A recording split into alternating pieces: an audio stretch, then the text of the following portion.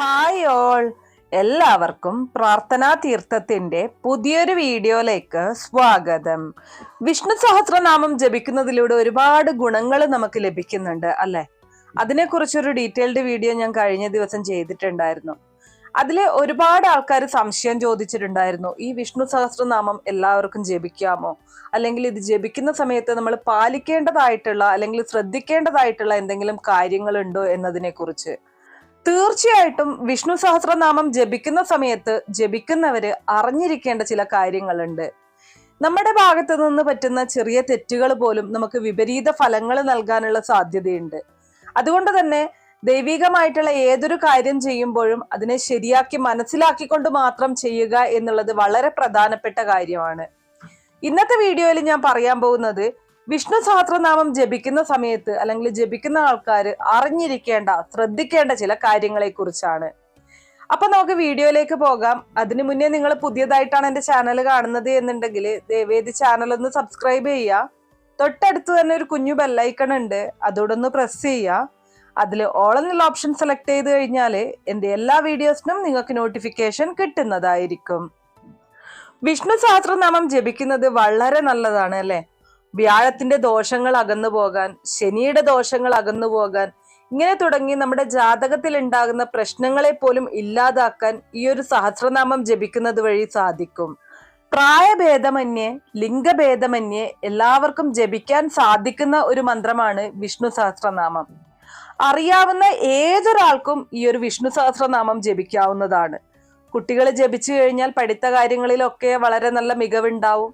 പ്രായമുള്ള ആൾക്കാരെ ജപിച്ചു കഴിഞ്ഞാൽ എല്ലാ തരത്തിലുള്ള ഗുണങ്ങളും ഐശ്വര്യങ്ങളും അവർക്ക് ലഭിക്കും. തുടങ്ങി പല വിധത്തിലുള്ള ഫലങ്ങൾ ഈ ഒരു വിഷ്ണു സഹസ്രനാമം ജപിക്കുന്നത് വഴി ലഭിക്കുന്നുണ്ട്. പലരും ചോദിക്കുന്ന കാര്യമാണ്, വിഷ്ണു സഹസ്രനാമം പുരുഷന്മാർക്ക് ജപിക്കാമോ എന്നുള്ളത്. സ്ത്രീ പുരുഷ ഭേദമന്യേ എല്ലാവർക്കും ജപിക്കാൻ സാധിക്കുന്ന ഒരു മന്ത്രമാണിത്. അപ്പൊ പുരുഷനെന്നോ സ്ത്രീയെന്നോ വ്യത്യാസമില്ല, പുരുഷന്മാർക്കും ജപിക്കാം, വളരെ നല്ലതാണ്. ഇനി വിഷ്ണു സഹസ്രനാമം മന്ത്രത്തിന്റെ പട്ടികയിൽ വരുന്നതാണ്. അതായത് ഏതൊരു സഹസ്രനാമം ആയിക്കഴിഞ്ഞാലും അത് മന്ത്രത്തിന്റെ പട്ടികയിലാണ് വരുന്നത്. നാമജപം പോലെയല്ല മന്ത്രജപം. മന്ത്രജപം നടത്തുന്ന സമയത്ത് നമ്മൾ പാലിക്കേണ്ട ചില കാര്യങ്ങളുണ്ട്, അത് വളരെ പ്രധാനമാണ്. സ്ത്രീകള് ആർത്തവ സമയത്ത് വിഷ്ണു സഹസ്രനാമം ജപിക്കാൻ പാടുള്ളതല്ല. ഒരു മന്ത്രങ്ങളും നമ്മൾ ആർത്തവ സമയത്ത് ജപിക്കാൻ പാടില്ല. വിഷ്ണു സഹസ്രനാമവും അതുപോലെ തന്നെയാണ്. 7 ദിവസത്തിന് ശേഷം കുളിച്ച് ശരീരശുദ്ധി വന്നു കഴിഞ്ഞാൽ മാത്രമേ ഈ ഒരു മന്ത്രം ജപിക്കാനായിട്ട് പാടുള്ളൂ. അത് നിർബന്ധമായിട്ടുള്ള കാര്യമാണ്. ഞാൻ എൻ്റെ മുന്നേയുള്ള വീഡിയോസിലും പറഞ്ഞിട്ടുണ്ടായിരുന്നു, 7 ശേഷവും ശരീരശുദ്ധി വരാത്തവർ ശരീരശുദ്ധി വന്നതിന് ശേഷം മാത്രമേ ഇങ്ങനെയുള്ള കാര്യങ്ങൾ ചെയ്യാൻ പാടുള്ളൂ. അതുപോലെ തന്നെയാണ് വിഷ്ണു സഹസ്രനാമം ജപിക്കുന്ന സമയത്ത് ഈ ഒരു കാര്യം വളരെ പ്രാധാന്യത്തോടെ തന്നെ കാണേണ്ടതായിട്ടുണ്ട്. അതുപോലെ തന്നെ എപ്പോഴും കുളിച്ച് ശുദ്ധിയായി ശുഭവസ്ത്രങ്ങൾ ധരിച്ചുകൊണ്ട് മാത്രമേ വിഷ്ണു സഹസ്രനാമം ജപിക്കാൻ പാടുള്ളൂ. അതുപോലെ തന്നെ ചില ആൾക്കാര് രാവിലെ എഴുന്നേറ്റ് കുളിച്ച് തലയൊക്കെ തോർത്തിയതിനു ശേഷം മുടി അഴിച്ചിട്ട് വിഷ്ണു സഹസ്രനാമം ജപിക്കുന്നവരുണ്ടാവും. അല്ലെങ്കിൽ തലയിൽ തോർത്ത് കെട്ടിക്കൊണ്ട് വിഷ്ണു സഹസ്രനാമം ജപിക്കുന്നവരുണ്ടാവും. ഈ 2 കാര്യങ്ങളും ഒരു കാരണവശാലും ചെയ്യാൻ പാടില്ല. മുടി കെട്ടിക്കൊണ്ട് വേണം വിഷ്ണു സഹസ്രനാമം ജപിക്കാൻ. മുടി അഴിച്ചിട്ടുകൊണ്ട് ഒരു കാരണവശാലും ഈ ഒരു വിഷ്ണു സഹസ്രനാമം ജപിക്കരുത്. അതുപോലെ തന്നെ നമ്മൾ നിലവിളക്കിന്റെ കാര്യത്തിൽ പറയുന്നത് പോലെ തന്നെ തലയിൽ തോർത്ത് കെട്ടിവെച്ചുകൊണ്ടും വിഷ്ണു സഹസ്രനാമം ജപിക്കരുത്. ഇനി കഴിഞ്ഞ ഒരു വീഡിയോയിൽ ഞാൻ പറഞ്ഞിട്ടുണ്ടായിരുന്നു, വിഷ്ണു സഹസ്രനാമം ജപിക്കാൻ ഏറ്റവും ഉത്തമമായിട്ടുള്ള സമയം ബ്രഹ്മമുഹൂർത്ത സമയമാണ്. അതുപോലെ തന്നെ സന്ധ്യാസമയത്ത് നിലവിളക്ക് തെളിയിച്ചതിന് ശേഷവും നമുക്ക് ഈ ഒരു വിഷ്ണു സഹസ്രനാമം ജപിക്കാവുന്നതാണ്. എന്നാൽ ചില ആൾക്കാര് ആ ഒരു വീഡിയോയില് കമന്റ് ചെയ്ത് ചോദിച്ചിട്ടുണ്ടായിരുന്നു, വിളക്ക് തെളിയിക്കാതെ നമുക്ക് വിഷ്ണു സഹസ്രനാമം ജപിക്കാമോ, അല്ലെങ്കിൽ വിളക്കിന്റെ മുന്നിൽ ഇരുന്നു കൊണ്ടല്ലാതെ വിഷ്ണു സഹസ്രനാമം ജപിക്കാമോ എന്നുള്ളത്. തീർച്ചയായിട്ടും ജപിക്കാം. വിഷ്ണു സഹസ്രനാമം വിളക്കിന്റെ മുന്നിൽ ഇരുന്നു കൊണ്ട് മാത്രമേ ജപിക്കാവൂ എന്നൊന്നുമില്ല. പക്ഷെ ഈ ഒരു സമയങ്ങളിൽ നിങ്ങൾക്ക് ശുദ്ധിയുള്ള ഏത് സ്ഥലത്തും, ശുദ്ധിയുള്ള സ്ഥലമായിരിക്കണം. ശുദ്ധിയും വൃത്തിയുമുള്ള സ്ഥലത്തിരുന്നു കൊണ്ട്, അതും നിലത്തിരുന്നു കൊണ്ട് ജപിക്കാനായിട്ട് പാടുള്ളതല്ല. ഒന്നുകിൽ ഒരു പലകയോ അല്ലെങ്കിൽ അതുപോലെ തന്നെ പൂജാ മാറ്റിലോ ഇരുന്നു കൊണ്ട് വേണം സഹസ്രനാമം ജപിക്കാനായിട്ട്. അപ്പൊ വൃത്തിയുള്ള ഏത് സ്ഥലത്തിരുന്നു കൊണ്ടും നിങ്ങൾക്ക് ഈ മന്ത്രം ജപിക്കാവുന്നതാണ്. എന്നാൽ ചിലർക്കെങ്കിലും ഉള്ള ഒരു തെറ്റിദ്ധാരണ എന്ന് പറയുന്നത്, ആർത്തവ കാലങ്ങളില് അതുപോലെ തന്നെ പുലാവാലായ്മയുള്ള സമയങ്ങളിലൊക്കെയും തന്നെ നിലവിളക്ക് തെളിയിക്കാതെ, നിലവിളക്ക് തെളിയിക്കുന്നത് കൊണ്ടാണ് ആർത്തവ സമയത്ത് ഈ ഒരു വിഷ്ണു സഹസ്രനാമം ജപിക്കാൻ പാടില്ല എന്ന് പറയുന്നത് എന്നാണ് പലരും കരുതിയിരിക്കുന്നത്. ചില ആൾക്കാർക്കെങ്കിലും ആ ഒരു തെറ്റിദ്ധാരണ ഉണ്ടാവില്ല. എന്നാൽ വളരെ ചുരുക്കം പേർക്കാണെങ്കിലും അങ്ങനെയൊരു ധാരണയുണ്ട്. എന്നാൽ ആർത്തവ സമയത്തോ അല്ലെങ്കിൽ അതുപോലെ തന്നെ പുലാവാലായ്മയുള്ള സമയത്തോ ഒന്നും തന്നെ നിങ്ങൾ നിലവിളക്ക് തെളിയിക്കാതെ ആണെങ്കിൽ പോലും ഈ ഒരു വിഷ്ണു സഹസ്രനാമം ജപിക്കാൻ പാടില്ല. നിലവിളക്ക് നമുക്ക് ഈ ഒരു സമയത്തൊന്നും തെളിയിക്കാൻ സാധിക്കില്ല. അതുപോലെ തന്നെയാണ് ഇതും മന്ത്രമാണ്. അതുകൊണ്ട് അങ്ങനെയുള്ള ഒരു സമയത്തും നിങ്ങൾ ഈ ഒരു വിഷ്ണു സഹസ്രനാമം ജപിക്കരുത്.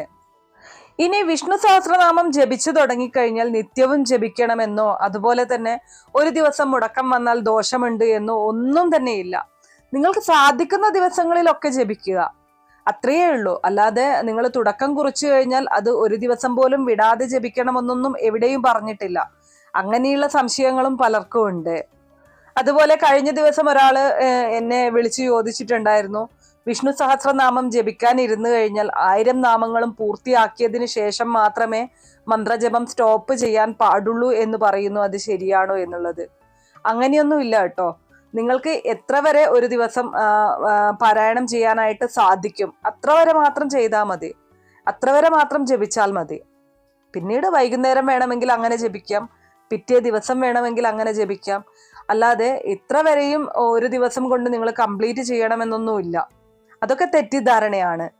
ഇങ്ങനെ ചില തെറ്റിദ്ധാരണകൾ കൊണ്ടും പലരും ഇത് ജപിക്കാൻ മടി കാണിക്കുന്നുണ്ട്. കാരണം എല്ലാ ദിവസവും ജപിക്കാൻ സാധിച്ചില്ലെങ്കിൽ ദോഷമാണ്. അപ്പോ അങ്ങനെയുള്ള തടസ്സങ്ങൾ വന്നാൽ എന്ത് ചെയ്യും?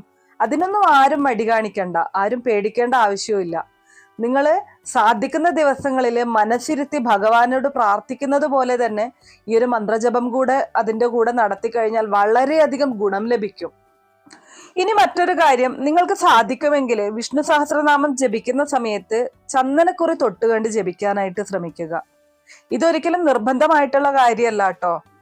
ഇങ്ങനെ ചെയ്തു കഴിഞ്ഞാൽ നമുക്ക് പോസിറ്റീവ് കാര്യങ്ങൾ സംഭവിക്കും. നമുക്ക് പോസിറ്റീവായ മനസ്ഥിതിയോടുകൂടി ഇരുന്നു കൊണ്ട് മന്ത്രജപം നടത്താനായിട്ട് സാധിക്കും. അതും നമ്മുടെ ജീവിതത്തിൽ വളരെ വലിയ മാറ്റങ്ങൾ കൊണ്ടുവരും. ഇനി അടുത്ത ഒരു കാര്യം എന്ന് പറയുന്നത്, വിഷ്ണു സഹസ്രനാമം ജപിക്കുന്ന സമയത്ത് നമുക്ക് തെറ്റുകൾ വരാം. എല്ലാവർക്കും എല്ലാം പൂർണ്ണമായിട്ടും അറിയണമെന്നില്ല. ജപിക്കാൻ ചെറിയ രീതിയിലെങ്കിലും അറിയുന്ന ആളാണെങ്കിലും അത് ജപിക്കാൻ ശ്രമിക്കും. അപ്പൊ തെറ്റുകൾ സംഭവിക്കും. അങ്ങനെ തെറ്റുകൾ സംഭവിക്കുന്നത് കൊണ്ട് യാതൊരു കുഴപ്പവുമില്ല. ആ തെറ്റിൽ നിന്ന് നിങ്ങൾ പതിയെ പതിയെ ശരിയിലേക്ക് കാലെടുത്ത് വയ്ക്കും. നിത്യവും ജപിക്കുന്നത് വഴി ആ തെറ്റ് നിങ്ങളാൽ തന്നെ അത് തിരുത്തപ്പെടും. തെറ്റായി ജപിച്ചു പോകുന്നത് കൊണ്ട് ഭഗവാൻ വിപരീത ഫലം നൽകുവോ? ഒരിക്കലും ഇല്ല കേട്ടോ. ഭഗവാനെ അറിയാം നിങ്ങൾ എന്താണ് പ്രാർത്ഥിക്കുന്നത് എന്നുള്ളത്. നിങ്ങൾ പ്രാർത്ഥിച്ച് പോകെ പോകെ പോകെ അത് ശരിയിലേക്ക് തന്നെ എത്തിച്ചേരും. ഇനി അടുത്തതായിട്ട് എനിക്ക് പറയാനുള്ളത്, വിഷ്ണു സഹസ്രനാമത്തിന്റെ ഒരു ബുക്ക് എല്ലാവരുടെയും കയ്യിൽ കരുതുക. നിങ്ങൾക്ക് സാധിക്കുന്ന സമയത്തൊക്കെ അത് വായിക്കാവുന്നതാണ്. ഞാൻ ഈ പറഞ്ഞതുപോലെ ഏതെങ്കിലും സമയത്ത് വായിക്കുക എന്നുള്ളതല്ല. ഒന്നുകിൽ രാവിലെ ബ്രഹ്മമുഹൂർത്ത സമയത്ത് വായിക്കാം, അല്ലെങ്കിൽ സന്ധ്യാസമയങ്ങളിൽ വായിക്കാം. എന്നാലും ഒരു വീട്ടിൽ വിഷ്ണു സഹസ്രനാമം ഉണ്ടാവുക എന്ന് പറയുന്നത് വളരെ ശുഭകരമായിട്ടുള്ള ഒരു കാര്യമാണ്. ആ ഒരു ബുക്ക് നിങ്ങൾക്ക് എല്ലാവർക്കും വീട്ടിൽ വാങ്ങി സൂക്ഷിക്കാവുന്നതാണ്. ഇനി ശ്രദ്ധിക്കേണ്ട ഒരു കാര്യം എന്ന് പറയുന്നത്, ഉച്ചക്ക് നോൺ വെജ് ഭക്ഷണങ്ങളൊക്കെ കഴിച്ച ഒരു വ്യക്തിയാണ് എന്നുണ്ടെങ്കിൽ വൈകുന്നേരം സന്ധ്യാസമയത്ത് നിലവിളക്ക് തെളിയിച്ച് കൈകാൽ മുഖമൊക്കെ കഴുകി വിഷ്ണു സഹസ്രനാമം ജപിക്കാനായിട്ടിരിക്കും. ഒരു കാരണവശാലും നിങ്ങൾ അങ്ങനെ ചെയ്യരുത് കേട്ടോ. പൂർണ്ണമായിട്ടുള്ള ശുദ്ധി നിർബന്ധമാണ് ഈ ഒരു മന്ത്രജപത്തിന്. അപ്പൊ അതുകൊണ്ട് തന്നെ എനിക്ക് അതാണ് പ്രത്യേകമായിട്ട് പറയാനുള്ളത്. നിങ്ങൾക്ക് സന്ധ്യാസമയങ്ങളിൽ പൂർണ്ണ ശുദ്ധിയോടുകൂടി വിഷ്ണു സഹസ്രനാമം ജപിക്കാൻ സാധിക്കുന്നില്ലെങ്കിൽ നിങ്ങൾ ജപിക്കരുത്. രാവിലെ ജപിച്ചോളൂ, രാവിലെ കുളി കഴിഞ്ഞ ഉടനെ തന്നെ ജപിച്ചോളൂ. അതല്ലാതെ ഈ പറഞ്ഞതുപോലെ എന്തൊക്കെയോ കാട്ടിക്കൂട്ടിക്കൊണ്ട് നമ്മൾ സഹസ്രനാമം ജപിക്കാൻ ഇരുന്നു കഴിഞ്ഞാല് ഫലം വിപരീതമായിരിക്കും. അത് 100% ഉറപ്പാണ്. വളരെ ശുദ്ധിയോടുകൂടി നമ്മൾ ദൈവികമായിട്ടുള്ള കാര്യങ്ങൾ ചെയ്യുന്നത് പോലെ, നമ്മൾ ഭഗവാന് പൂജ ചെയ്യുന്ന സമയത്ത് നമ്മൾ എങ്ങനെയാണ് ചെയ്യുന്നത്? വൃത്തിയോടും ശുദ്ധിയോടും കൂടിയല്ലേ ചെയ്യുന്നത്. അതുപോലെ തന്നെ അതിലധികം പ്രാധാന്യം കൊടുക്കേണ്ട ഒന്നാണ് ഈ മന്ത്രജപം എന്ന് പറയുന്നത്. നമ്മുടെ പ്രാർത്ഥനകൾക്ക് ഫലം ലഭിക്കണമെങ്കിൽ നമ്മൾ ശരിയായ രീതിയിൽ കാര്യങ്ങൾ ചെയ്യണം. അതുപോലെ തന്നെ നമ്മുടെ മന്ത്രങ്ങൾക്ക് ഫലം ലഭിക്കണമെങ്കിൽ നമ്മൾ ശരിയായ രീതിയിൽ ചെയ്താൽ മാത്രമേ ഫലം ലഭിക്കുകയുള്ളൂ. ഇല്ല എന്നുണ്ടെങ്കിൽ തിരിച്ചടികളായിരിക്കും.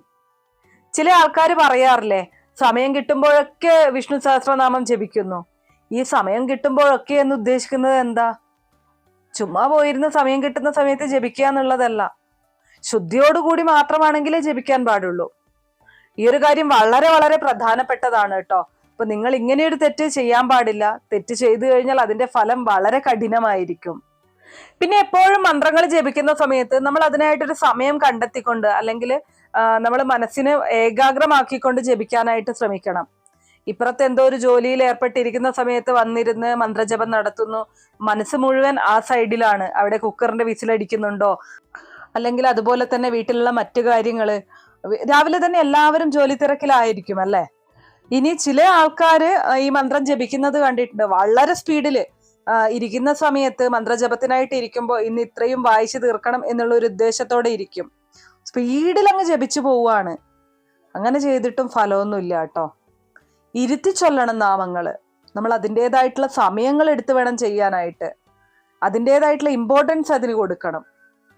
ഏകാഗ്രതയോടെ ചെയ്യണം എന്നുള്ളതും വളരെ പ്രധാനമാണ്. നമുക്ക് എല്ലാവർക്കും അറിയാം, വളരെ പുണ്യകരമായ മന്ത്രങ്ങളാണ് വിഷ്ണു സഹസ്രനാമം എന്ന് പറയുന്നത്. ഇത് ജപിക്കുന്നത് നമ്മുടെ ജീവിതത്തിൽ ഒട്ടേറെ മാറ്റങ്ങൾ കൊണ്ടുവരും. നമ്മൾ ഏതൊരു കാര്യം ചെയ്യുമ്പോഴും പറയാറുണ്ട് വൃത്തിയോടും വെടിപ്പോടും ചെയ്യണം എന്നുള്ളത് അല്ലെ. അതുപോലെ തന്നെ മന്ത്രവും നിങ്ങൾ ശരിയായ രീതിയിൽ അതിൻ്റെതായ രീതിയിൽ ചെയ്തു കഴിഞ്ഞാൽ പൂർണ്ണ ഫലം ഉറപ്പാണ്. എന്നാൽ അത് തെറ്റി ചെയ്തു കഴിഞ്ഞാൽ അതിൻ്റെതായിട്ടുള്ള ബുദ്ധിമുട്ടുകളും വരും. അപ്പൊ ഇത്രയേ ഉള്ളൂ ഇന്നത്തെ വീഡിയോ കുറച്ചു പേർക്കെങ്കിലും ഉപകാരപ്രദമായി കാണും എന്ന് വിശ്വസിക്കുന്നു. ഇതുപോലുള്ള അറിവുകൾക്കായിട്ട് നമ്മുടെ ഈ ചാനൽ ഒന്ന് സബ്സ്ക്രൈബ് ചെയ്യുക. വീഡിയോ ഇഷ്ടമാവുകയാണെങ്കിൽ ലൈക്ക് ചെയ്യാനും ഷെയർ ചെയ്ത് മറ്റുള്ളവരിലേക്ക് എത്തിക്കാനും മറക്കരുത്. നിങ്ങൾക്ക് ഏതെങ്കിലും തരത്തിലുള്ള സംശയങ്ങളോ അഭിപ്രായങ്ങളോ നിർദ്ദേശങ്ങളോ ഉണ്ടെങ്കിൽ കമന്റ് ബോക്സ് വഴി ഇൻഫോം ചെയ്യാവുന്നതാണ്. നന്ദി.